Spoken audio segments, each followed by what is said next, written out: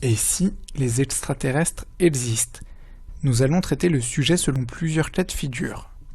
Tout d'abord, considérons que les extraterrestres existent, qu'ils sont une forme de vie intelligente et que nous les avons déjà rencontrés. Cela voudrait dire qu'une espèce intelligente a réussi à voyager dans l'espace et éventuellement le temps, que celle-ci a réussi à nous trouver et à nous rejoindre. Il y aurait donc des extraterrestres sur Terre que pour le moment, a priori, seules des forces étatiques seraient en contact et le reste de la population ne serait pas au courant. Autre possibilité, les extraterrestres seraient présents parmi nous sous forme humaine, ou bien ils seraient cachés, et dans les deux cas, nous ne pourrions les détecter. Il y a 4 raisons pour lesquelles des êtres intelligents feraient cela. La première, nous détruire pour redonner vie à la planète. Comme vous le savez peut-être, certains scientifiques estiment que l'homme est à l'origine de la 6e extinction de masse. Dans ce cas, les extraterrestres nous supprimeraient de la surface de la Terre afin de laisser la planète féconde et abondante pour la survie de la faune et la flore. La deuxième raison est que les extraterrestres voudraient nous détruire simplement pour s'attribuer notre planète. Dans ce cas, nous ne pourrions absolument rien faire. Nous ne possédons pas les moyens technologiques pour nous défendre ou riposter. La troisième raison est que les extraterrestres seraient présents parmi nous uniquement pour nous observer. Ils pourraient nous observer pour nous aider. Par exemple, il se peut que les représentations des dieux mayas, incas, égyptiens, etc. soient des êtres venant de l'espace ayant pour vocation de faire évoluer l'humanité en lui apportant sa technologie. Mais il se pourrait également qu'ils soient présents pour nous observer et nous détruire, et dans ce cas-là, nous reviendrons aux 2 premières raisons citées précédemment. Enfin, la dernière raison serait que les extraterrestres ont besoin de notre aide. Je ne détaillerai pas plus ce point. Si vous voulez un bon exemple, visionnez le film Premier Contact, sorti en février 2017. Passons maintenant au second cas. Et si il était impossible d'observer la vie extraterrestre? La vie existe sur d'autres planètes, mais nous ne sommes pas en mesure de la détecter, et eux non plus ne sont pas en mesure de nous détecter. Actuellement, la NASA et les autres agences spatiales mondiales se basent sur la recherche et la découverte d'exoplanètes afin d'y déceler la vie. Avant d'aller plus loin, il faut savoir ce qu'est une exoplanète. Une exoplanète est une planète située en dehors du système solaire et pourrait accueillir la vie telle que nous la connaissons sur Terre. La NASA et les agences spatiales mondiales sont donc à la recherche de planètes similaires à la Terre afin de détecter une quelconque forme de vie. Au 1er juillet 2017, 3621 exoplanètes ont été confirmées dans 2712 systèmes planétaires. Cependant, il y a 2 critiques majeures à l'encontre de cette recherche. La première est que potentiellement la vie peut être créée dans des conditions différentes que la vie terrestre. Cela implique que pour rechercher la vie dans l'espace, les critères de détection des planètes pouvant abriter la vie sont trop restreints. Et donc nous passerions à côté de planètes qui hébergent la vie.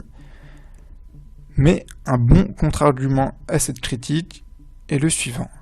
Comme nous ne savons pas dans quelles conditions la vie peut être créée, il est impossible de se baser sur des critères et références autres que ceux que nous connaissons déjà, c'est-à-dire les conditions terrestres. Et seconde critique, comme vous le savez peut-être, la distance et le temps entre les planètes se comptent en années-lumière. Ainsi, si une planète se situe à 1 année-lumière de la Terre, il faudra 1 an pour que la lumière émise par cette planète puisse nous parvenir. Ainsi, considérons une planète se situant à 50 années-lumière de la Terre et hébergeant une vie extraterrestre capable de rechercher la vie dans l'espace.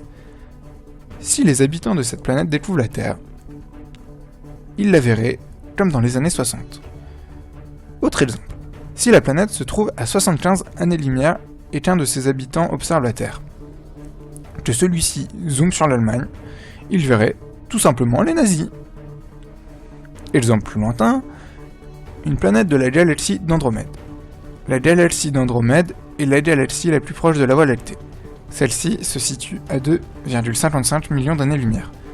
Sachant que l'humanité a environ 3 millions d'années, si un habitant d'une planète de la galaxie d'Andromède observe la Terre, il verrait les premiers hommes.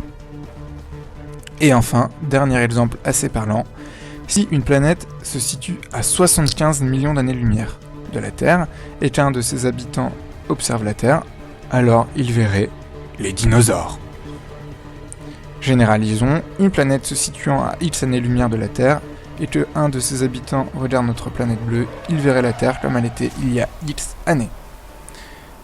Donc, de notre point de vue, si la vie se développe il y a 5 millions d'années sur une planète, mais que celle-ci se trouve à 10 millions d'années de la Terre, nous verrons que cette planète est inhabitée.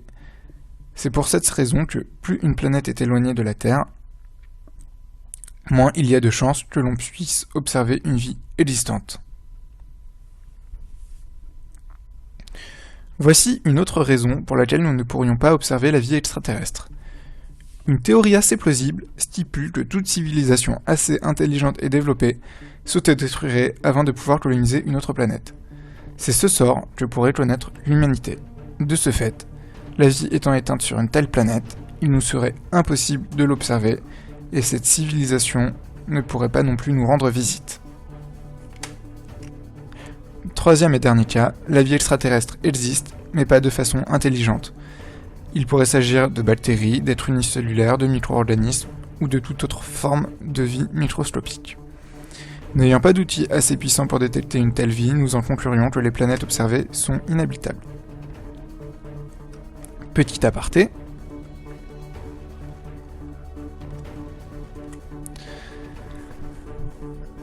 Petit aparté avant de conclure, l'équation de Drake est une célèbre proposition mathématique suggérée par Frank Drake en 1961 afin de tenter d'estimer le nombre potentiel de civilisations extraterrestres dans notre galaxie avec qui nous pourrions entrer en contact.